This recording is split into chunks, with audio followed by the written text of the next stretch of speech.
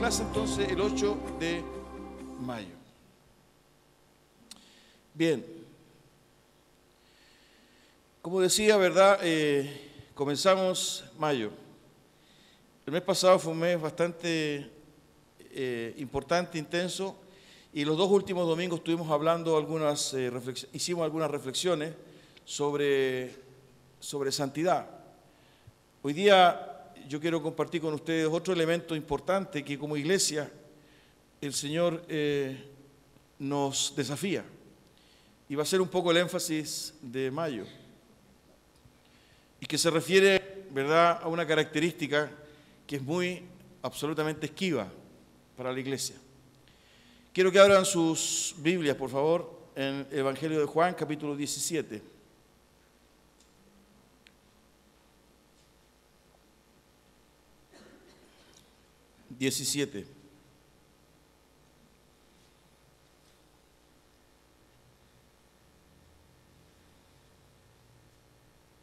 Vamos a leer del versículo 14 en adelante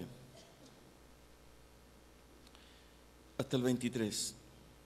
Yo les he dado tu palabra y el mundo los aborreció, porque no son del mundo como tampoco yo soy del mundo. No ruego que los quites del mundo, sino que los guardes del mal. No son del mundo, como tampoco yo soy del mundo. Santifícalos en tu verdad. Tu palabra es verdad. Como tú me enviaste al mundo, así yo los he enviado al mundo. Y por ellos me santifico a mí mismo, para que también ellos sean santificados en la verdad. Mas no ruego solamente por estos, sino también por los que han de creer en mí, por la palabra de ellos, para que todos sean uno, como tú, oh Padre, en mí y yo en ti, que también ellos sean uno en nosotros, para que el mundo crea que tú me enviaste. La gloria que me diste yo les he dado, para que sean uno, así como nosotros somos uno, yo en ellos y tú en mí, para que sean perfectos en unidad, para que el mundo conozca que tú me enviaste y que los has amado a ellos, como también a mí me has amado. Señor, gracias por tu palabra, en el nombre de Jesús te damos toda la gloria y la honra. Palabra bendita, palabra poderosa. Señor, que anhelamos que en esta mañana corrija, transforme, Señor, y cambie nuestra vida. Ayúdanos tú, Señor, y danos sensibilidad para comprenderla. A no mirar a otros ni a compararlos con otros, sino ser capaces de mirarnos a nosotros mismos. Tú estás aquí, Señor. Y porque tú estás acá, Señor, hay esperanza, hay salvación, libertad, hay paz. Señor, y en el nombre de Jesús te rogamos que tú nos ayudes, que nada interrumpa la exposición de tu palabra, que nada interrumpa, Señor, la lectura, la predicación. Bendecimos tu nombre, Señor, y te damos gracias por tu fidelidad. Oramos en el nombre de Jesús. Amén.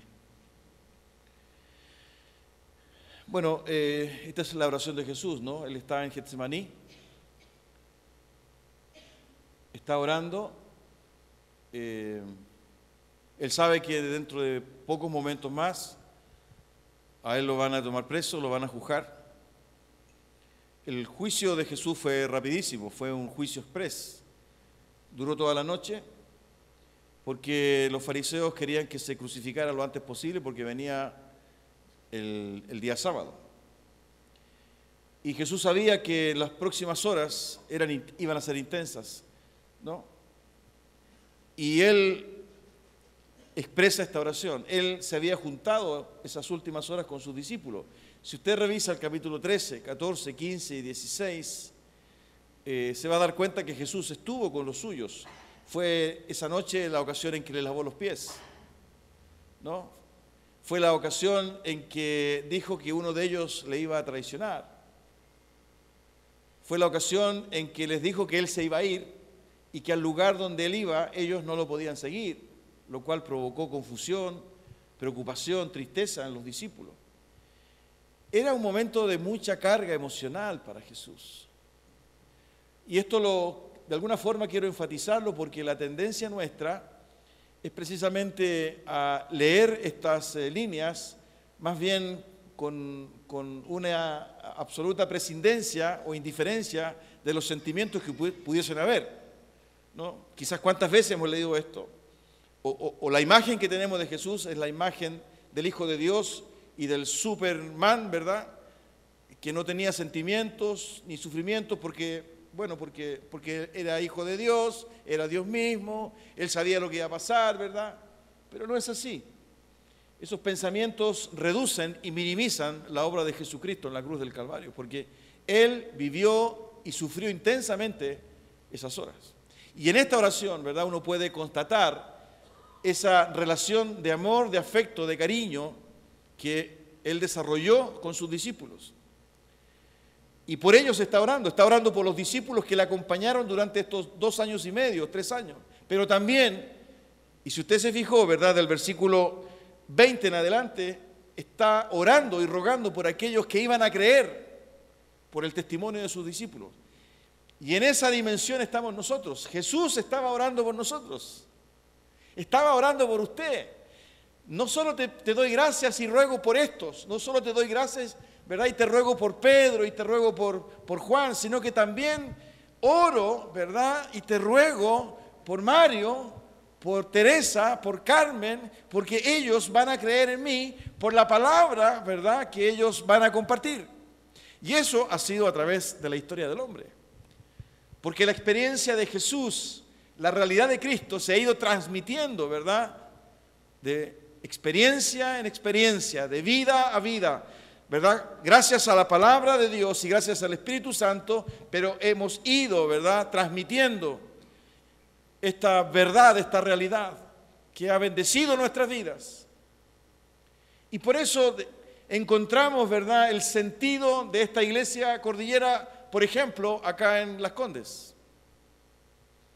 Y por eso, ¿verdad?, encontramos sentido a lo que hoy día estamos tratando de hacer, de hilvanar en abierta sensibilidad, de tal modo de ser guiados por el Espíritu Santo.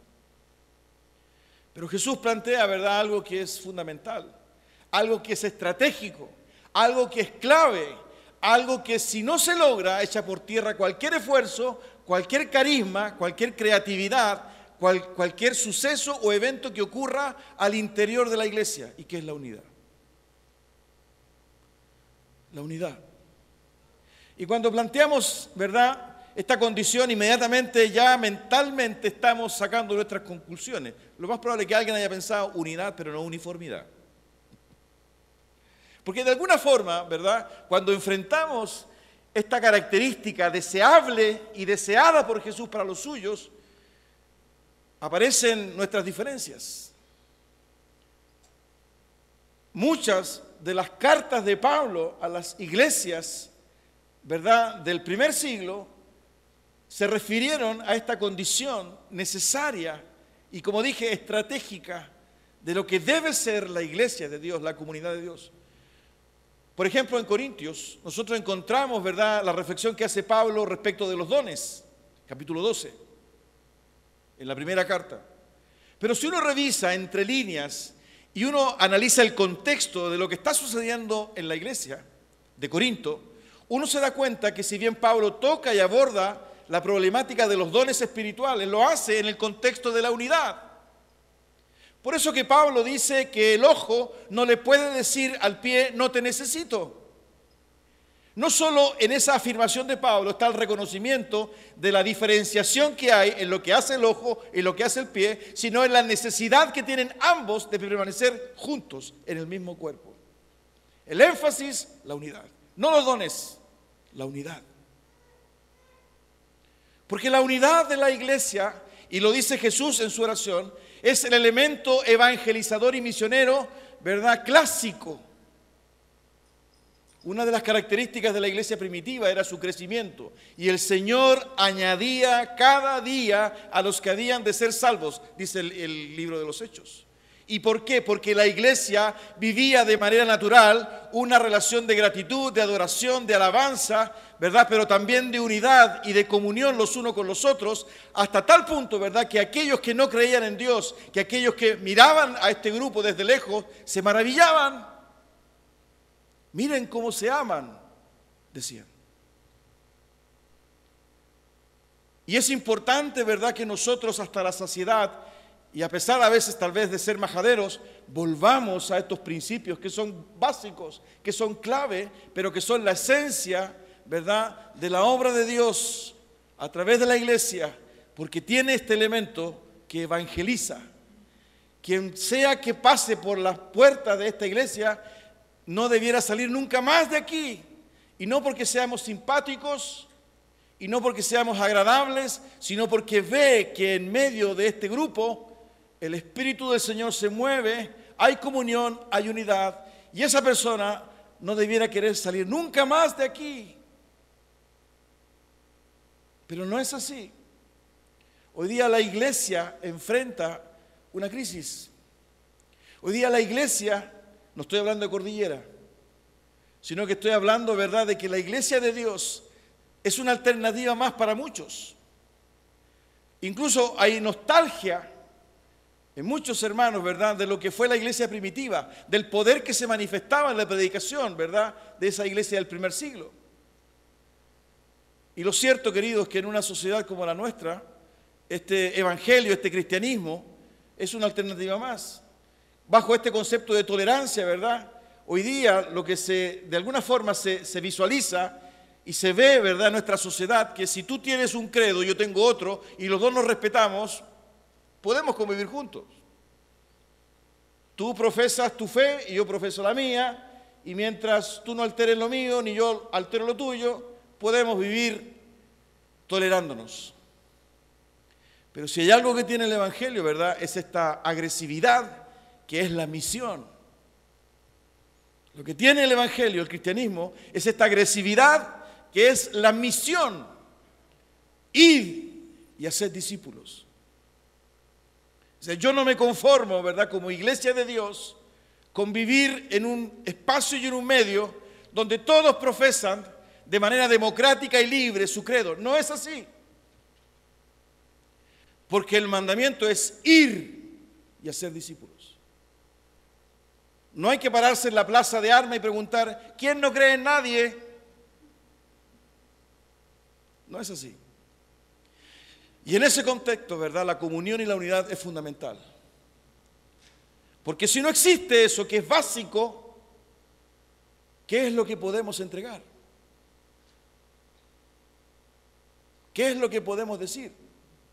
El apóstol Pablo, ¿verdad?, cuando confronta la religiosidad y la arrogancia de los judíos, en el capítulo 2 de Romanos, Pablo les dice, sin miramientos, por causa de vosotros, el nombre de Dios es blasfemado. Por culpa de ustedes, el nombre de Dios es blasfemado.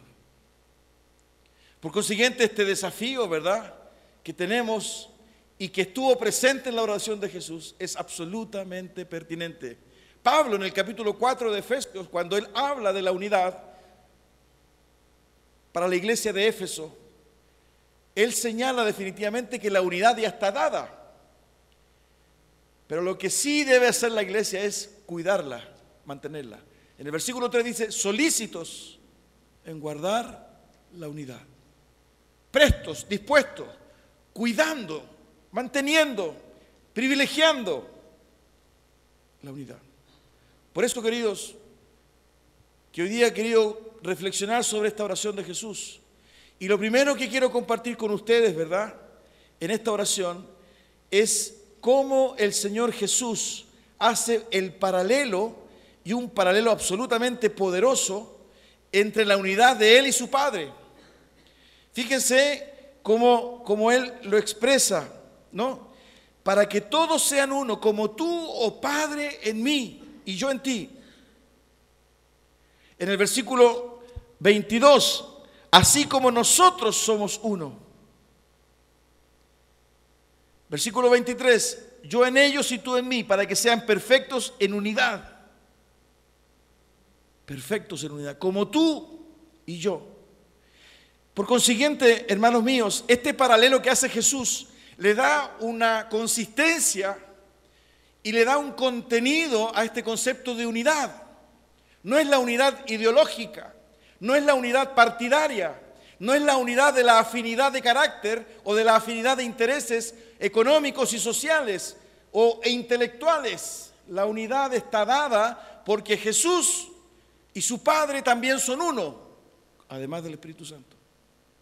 Ese es el paralelo. Por eso que la expresión de Jesús le da profundidad teológica y espiritual a este deseo. Lo que está diciendo Jesús es, oye, pónganse de acuerdo, pues, no peleen, no conversen sobre las diferencias, ¿verdad? Para que sean uno, ¿no? O sea, no está hablando de eso. Está hablando, ¿verdad?, de algo absolutamente profundo y que Él lo compara a través de este paralelo con la unidad que Él tiene con su Padre. Y esa unidad fue una unidad estrechísima, fue una unidad intensa. Y de esa unidad entre Él y su Padre surgió la libertad, surgió la salvación, surgió la esperanza. Es decir, es una unidad con propósito y con un propósito poderoso de transformación y de cambio. Jesús lo dijo expresamente. Si usted abre su Biblia, ahí mismo en Juan, capítulo 5.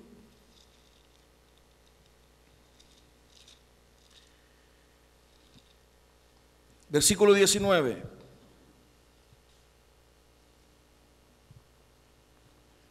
No puede el Hijo hacer nada por sí mismo, sino lo que ve hacer al Padre, porque todo lo que el Padre hace también lo hace el Hijo igualmente. Porque el Padre ama al Hijo, versículo 20, y le muestra todas las cosas que Él hace. Padre e Hijo en la intimidad, en la comunión, en el propósito, en la esencia. Como lo he dicho otras veces, este pasaje es una pequeña parábola donde Jesús probablemente, según algunos escritores, está haciendo mención, ¿verdad?, a la forma en que los padres transmitían los oficios a sus hijos. En aquella época, ¿verdad?, no existían institutos profesionales. No existía, ¿verdad?, INACAP, ni el DUOC, ni esas cosas. O sea, para aprender oficio era necesariamente requisito estar horas con el papá. Y cuando el papá se levantaba a pescar, ¿verdad?, llamaba a su hijo, Simeón, vamos, tienes que aprender, ¿verdad?, a pescar, porque es el oficio que tenemos y el día de mañana puede que yo no esté, así que tienes que aprender. Y Simeón pasaba todo el día con su padre en el bote, viendo cómo su padre pescaba, cómo ponía la red, cómo ponía el anzuelo, y estaba horas con su padre, ¿verdad? Y lo que Simeón después hacía era lo que su padre le había enseñado, lo que su padre le había dicho. Eso es lo que está diciendo Jesús. Yo estoy en comunión con mi Padre. Él me ha enseñado, Él me ha dicho lo que debo hacer, lo que debo hablar. Incluso en otra ocasión, ¿verdad? Ustedes saben, aquí mismo me parece en Juan, cuando Él tiene un diálogo con los discípulos, hay un discípulo que le pregunta, ¿no? En el capítulo 14, versículo 8, Felipe le dijo, Señor, muéstranos el Padre y nos basta. Jesús le dijo, tanto tiempo hace que estoy con vosotros y no me has conocido, Felipe. El que me ha visto a mí, ha visto al Padre. ¿Cómo pues dices tú, muéstrame al Padre? ¿No crees que yo soy en el Padre y el Padre en mí? Las palabras que yo os hablo, no las hablo por mi propia cuenta, no las hablo por mi propia cuenta, sino que el Padre que mora en mí, Él hace las obras. Y Jesús está usando este paralelo, esta intimidad, esta realidad. En algún momento Él dijo, yo y el Padre, uno somos. Por consiguiente, ¿verdad? Cuando Él habla de esta unidad de los suyos, está en esa dimensión. Está en esa dirección. propósito, esencia, sentido, intención, visión, meta, la unidad. Lo que nos une, ¿verdad? Precisamente debiera ser eso mismo. No motivaciones erradas, equivocadas, egoístas, sino que el sentido, ¿verdad? Y el propósito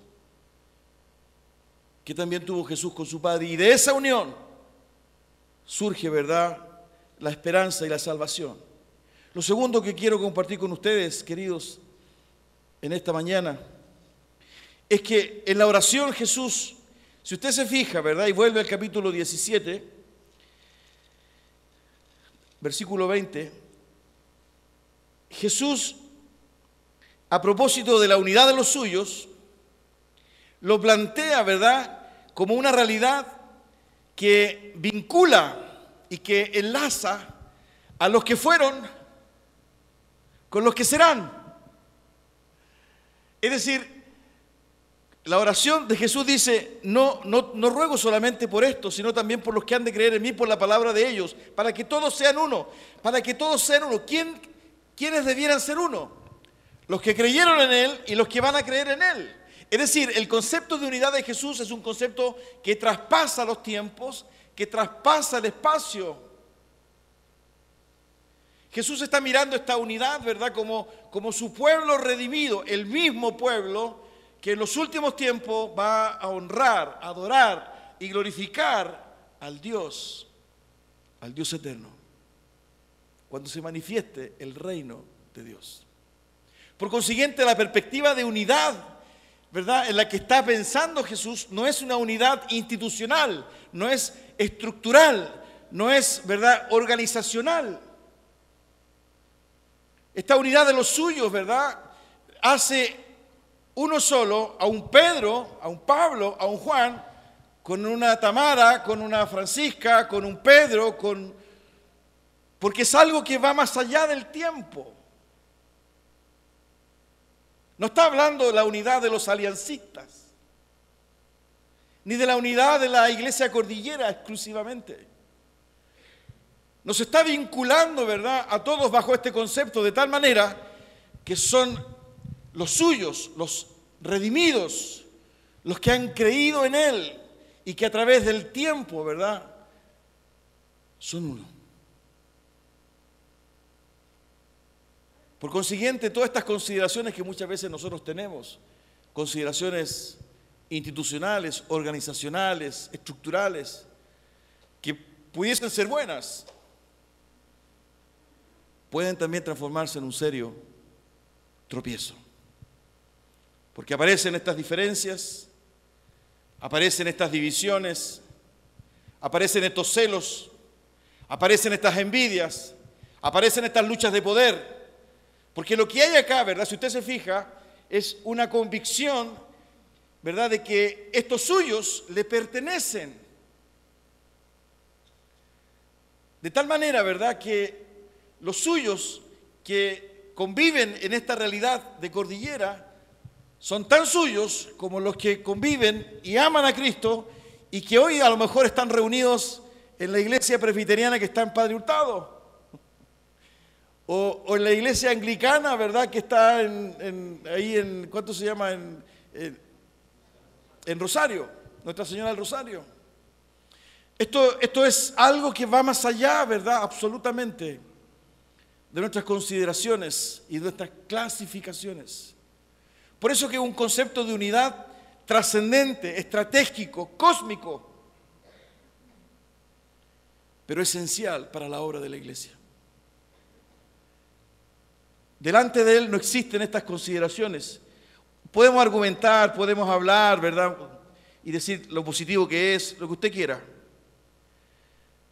Pero vista así la unidad, ¿verdad?, esta unidad que anhela Jesús, lo institucional, lo organizacional, lo tradicional, no tiene mucha relevancia. Lo que realmente nos vincula con todos aquellos que han creído en Jesucristo es que hemos vivido la misma experiencia profunda de Jesús en nuestras vidas. Y fíjense que eso es lo tercero que tengo que decirles. En la oración Jesús, en el versículo, dice, versículo 20, sino también por los que han de creer en mí. Es decir, esta condición, ¿verdad?, de vivir la experiencia de Jesús en comunión, en unidad, requiere el requisito de haber creído en Él. Y esa convicción y esa experiencia, ¿verdad?, es absolutamente discriminadora, porque no es para todos. Jesús se encarga de señalar derechamente que los suyos son los que han creído en Él. Y esto que pareciera obvio, no es tan obvio. Porque lo que está haciendo Jesús, si usted se fija en la oración, está orando por algunos. Es más, esta oración, ¿verdad?, que hace por algunos, dice, no son del mundo. Y lo repite en el versículo 14, en el versículo 16, ¿no? No ruego que los quites del mundo, sino que los guardes del mal. No son del mundo, como tampoco yo soy del mundo. Como tú me enviaste al mundo, así yo los he enviado al mundo. Versículo 18. Es decir, estos que han creído en Él, ¿verdad?, no son todos. No es el mundo. Hay una oración de Jesús, ¿verdad?, que especifica, que concreta. Y en esa especificidad, ¿verdad?, Jesús plantea cuál es la condición: que hayan creído en Él. Y lo hemos dicho otros domingos, este acto de creer en Jesús no es el mero saber y el mero creer intelectual. No, yo creo en Dios, sí, claro, yo creo en Dios. ¿Tú crees en Jesús? Sí, pues yo creo en Jesús. Porque usted pasa por fuera, ¿verdad? Y hay muchos que le van a responder eso. Jesús está hablando de aquellos que han muerto a sí mismos, que le han hecho Señor y Salvador, aquellos que han tomado su cruz y aquellos que le han seguido, aquellos, ¿verdad?, que están dispuestos y que viven como discípulos sus enseñanzas, en obediencia, aquellos que le anhelan y que le buscan, aquellos que confiesan, ¿verdad?, su pecado y claman su perdón y se humillan en su presencia. No es el conocimiento, ¿verdad?, cultural, familiar, racional, intelectual. Por consiguiente, ¿verdad?, esta condición de unidad no la pueden vivir todos, no la pueden entender todos. Y en una iglesia local, muchas veces no todos los que participan han nacido de nuevo y han hecho de Jesucristo su Señor. Por consiguiente, ¿verdad?, eso le resta potencia, posibilidad a esta vivencia, ¿verdad?, de ser unos solos en Cristo. Y este problema ha existido siempre.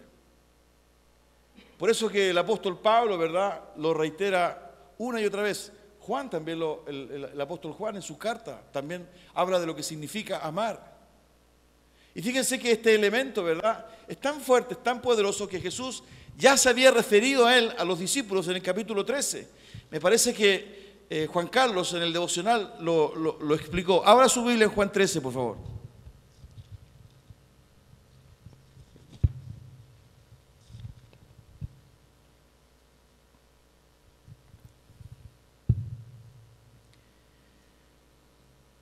Vamos a leer del versículo 33 en adelante. Fíjense, es la conversación de Jesús con los suyos en estos últimos momentos. Hijitos, aún estaré con vosotros un poco. Me buscaréis, pero como dije a los judíos, así os digo ahora a vosotros. A donde yo voy, vosotros no podéis ir. Pero un mandamiento nuevo quiero darles, que os améis unos a otros, como yo os he amado, que también os améis unos a otros. En esto conocerán todos que sois mis discípulos, si tuvierais amor los unos con los otros. Jesús insiste, reitera esta condición, ¿verdad?, absoluta, esencial, y que está presente en este concepto de unidad, que no solamente, ¿verdad?, es tener la misma visión, sino que además coloca el desafío, ¿verdad?, del amor. de la decisión de amar. En esto conocerán que sois mis discípulos. Pero si tú te fijas, ¿verdad? Este nuevo mandamiento, Jesús plantea esta condición, este requisito esencial, como yo os he amado. Por consiguiente, cuando Él dice, los que han de creer en mí por la palabra de ellos, Jesús está diciendo necesariamente que aquellos que han experimentado su amor, exclusivamente aquellos que han experimentado su amor y que han tenido una relación de vida con Él, están en condiciones de amar a otros, están en condiciones de vivir este concepto de unidad que está en su corazón y por lo cual ora para con los suyos.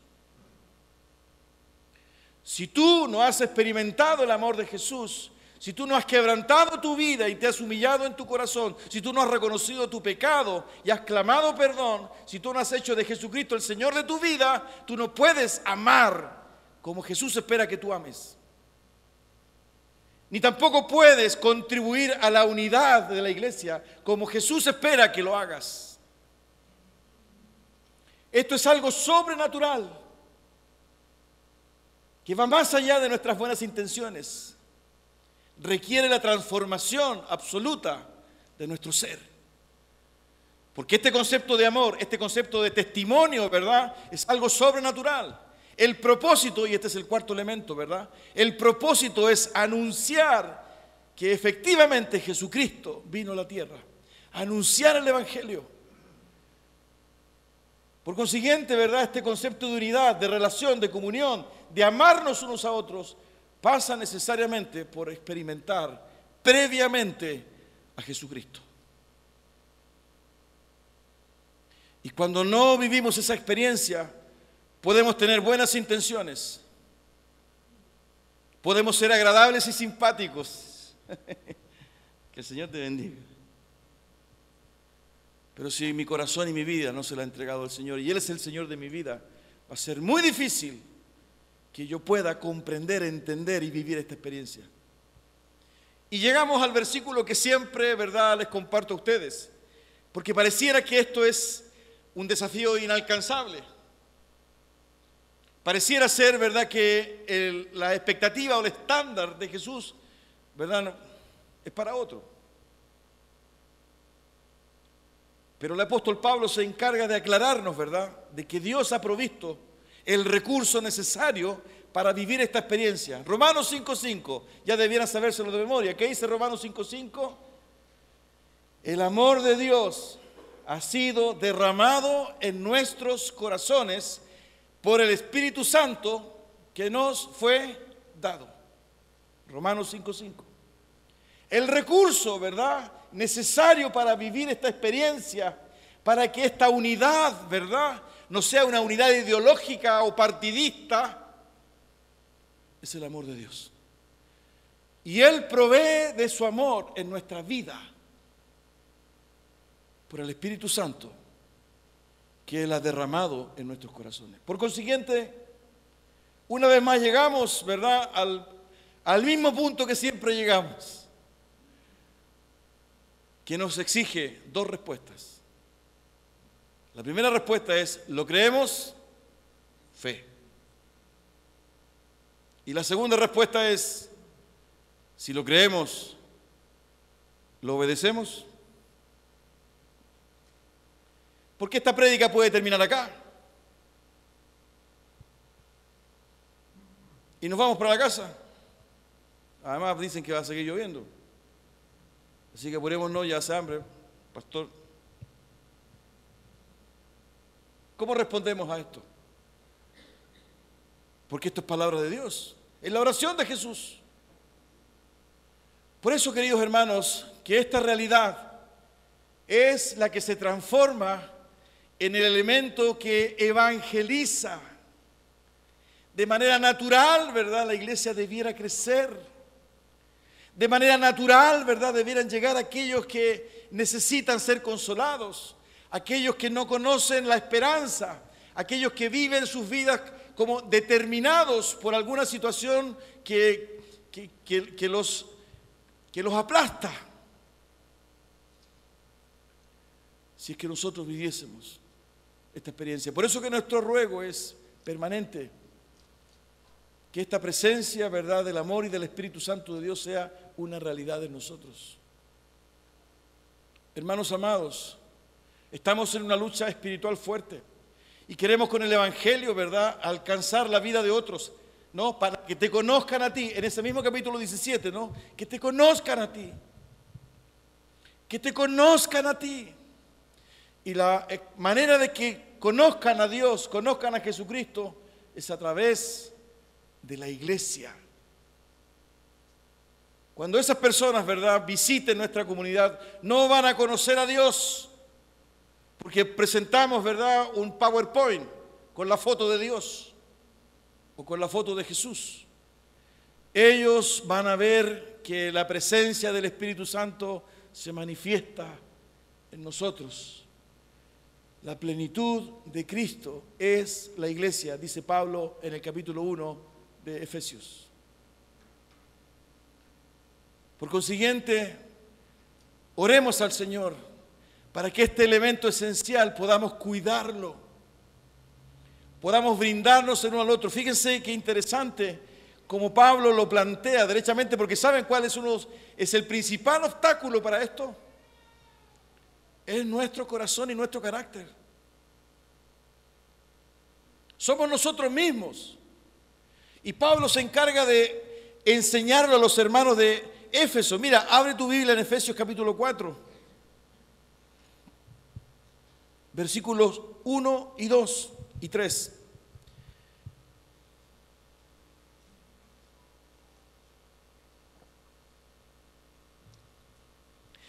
Efesios 4, 1, 2 y 3. Yo pues, preso en el Señor, os ruego que andéis como es digno de la vocación con que fuiste llamados, con toda humildad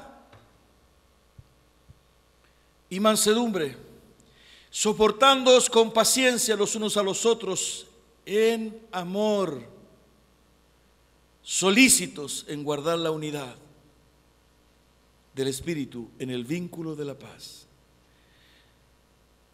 Os ruego que andéis como es digno de la vocación con que fuisteis llamados. Les pido que vivan de acuerdo a lo que creen. Les pido que vivan de acuerdo, ¿verdad?, a lo que es el Evangelio. No pueden vivir como ustedes quieren vivir. Y el carácter de ustedes es el principal desafío. Por eso deben ser humildes, deben ser mansos, deben ser pacientes, deben ser tolerantes. Porque eso contribuye a mantener la unidad de la iglesia. ¿Y por qué es importante? Porque esa condición de la iglesia da testimonio, ¿verdad?, de que Jesucristo es el Señor. Y como es algo que nos cuesta tanto, dice Pablo, Dios se ha encargado de darles de su amor a cada uno de ustedes a través del Espíritu de Él que mora en ustedes. Por consiguiente, lo que ustedes tienen que hacer es creer y obedecer. Y en ello hay bendición, como hubo bendición en la unidad de Jesucristo con su Padre. Ese evangelio es el que tenemos que vivir y el que tenemos que predicar y enseñar. Por eso que de alguna forma eso nos ayuda a entender lo que queremos hacer y coloca en el corazón de la iglesia esta sensibilidad. Por eso que es importante conocernos, por eso que es importante, ¿verdad?, orar el uno por el otro, por eso que es importante interceder el uno por el otro, por eso que es importante mirarnos a los ojos. Si usted se fija, ¿verdad?, este concepto, ¿verdad?, en el corazón de Jesús absolutamente rompe cualquier indicio de individualismo, de anonimato.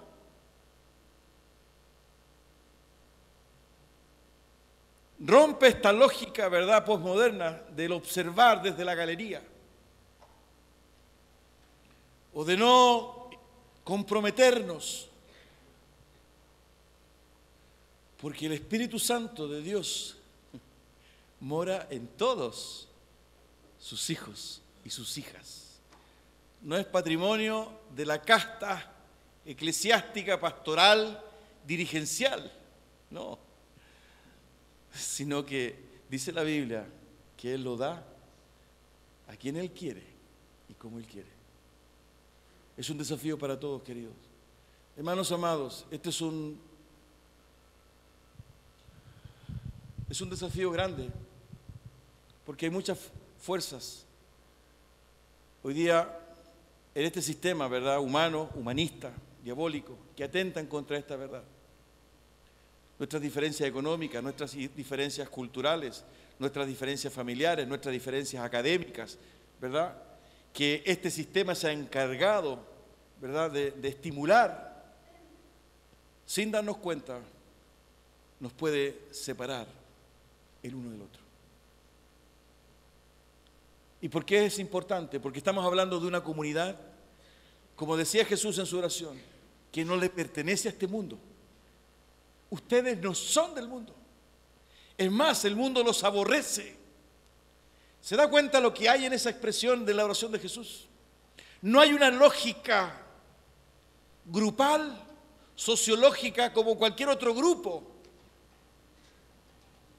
Hay claramente, ¿verdad?, una diferenciación que hace Jesús e incorpora, ¿verdad?, la realidad de esta comunidad a un testimonio que se opone, que lucha en una guerra espiritual contra todo aquello que rechaza y niega a Dios.